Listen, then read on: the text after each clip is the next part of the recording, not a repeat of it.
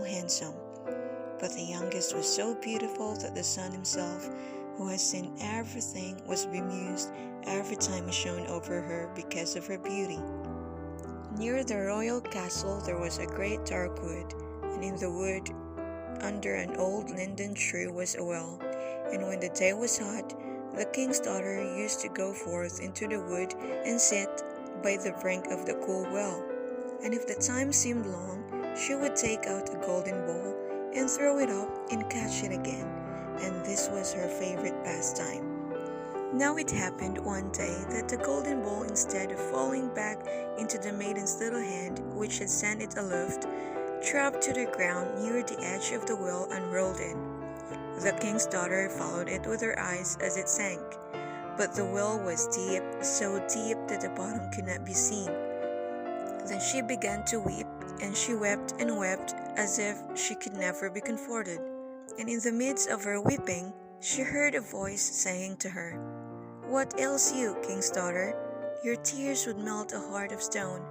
And when she looked to see where the voice came from, there was nothing but a frog stretching his thick, ugly head out of the water. "Oh, is it you, old weather?" said she. "I weep because my golden ball has fallen into the well."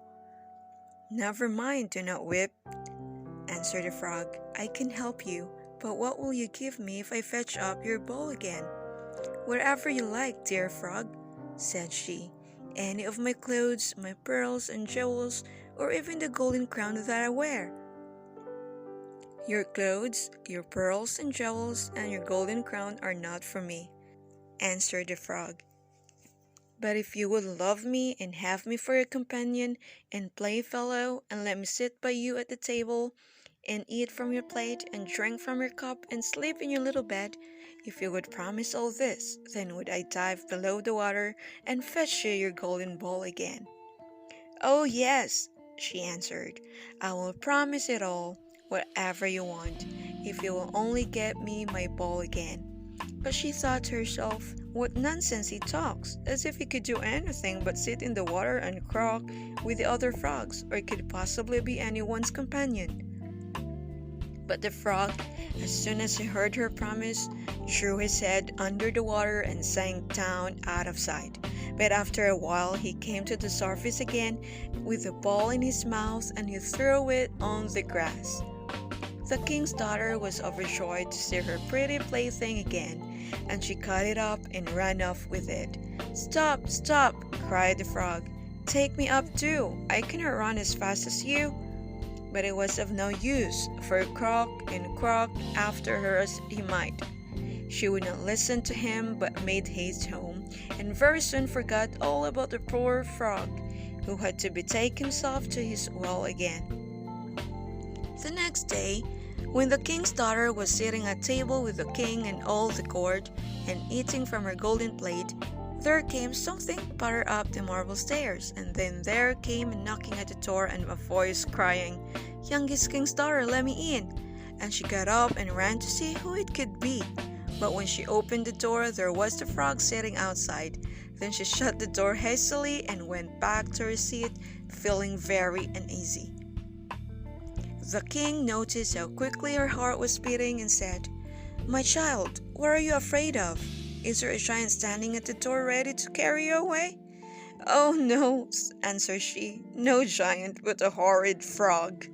"And what does the frog want?" asked the king. "Oh dear father," answered she, "when I was sitting by the well yesterday, and playing with my golden ball, it fell into the water, and while I was crying for the loss of it, the frog came and got it again on condition and would let him be my companion, but I never thought he could leave the water and come after me. But now there he is outside the door, and he wants to come into me." And then they all heard him knocking the second time and crying, "Youngest king's daughter, open to me. By the well water, what promised you me? Youngest king's daughter, now open to me." "That which thou hast promised must thou perform," said the king. "So go now and let him in." So she went and opened the door, and the frog hopped in, following at her heels, till she reached her chair. Then he stopped and cried, "Lift me up to sit by you."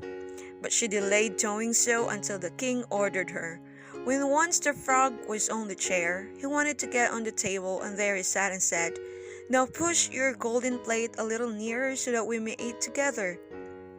And so she did, but everybody might see how unwilling she was, and the frog feasted heartily, but every morsel seemed to stick in her throat. "I have had enough now," said the frog at last, "and as I am tired, you must carry me to your room and make ready your silken bed, and we will lie down and go to sleep." Then the king's daughter began to weep, and was afraid of the cold frog, that nothing would satisfy him but he must sleep in her pretty clean bed. Now the king grew angry with her, saying, "That which thou hast promised in thy time of necessity must thou now perform."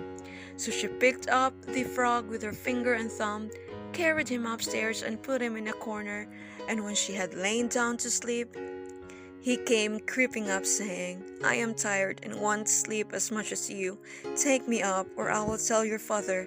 Then she felt beside herself with rage, and picking him up, she threw him with all her strength against the wall, crying, "Now will you be quiet, you horrid frog!" But as he fell, he ceased to be a frog and became all at once a prince with beautiful kind eyes. And it came to pass that, with her father's consent, they became bride and bridegroom.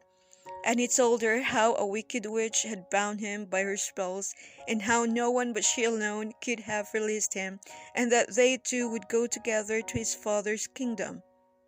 And there came to the door a carriage drawn by 8 white horses, with white plumes on their heads, and with golden harness, and behind the carriage was standing faithful Henry, the servant of the young prince. Now faithful Henry had suffered such care and pain when his master was turned into a frog, that he had been obliged to wear 3 iron bands over his heart to keep it from breaking with trouble and anxiety. When the carriage started to take the prince to his kingdom, and faithful Henry had helped them both in, he got up behind and was full of joy at his master's deliverance. And when they had gone a part of the way, the prince heard a sound at the back of the carriage, as if something had broken, and he turned around and cried, "Henry, the wheel must be breaking." But Henry answered, "The wheel doesn't break, 'tis the band round my heart that, to lessen its ache, when I grieved for your sake, I bound round my heart." Again and yet once again there was the same sound, and the prince thought it must be the wheel breaking, but it was the breaking of the other bands from faithful Henry's heart, because he was so relieved and happy. The end.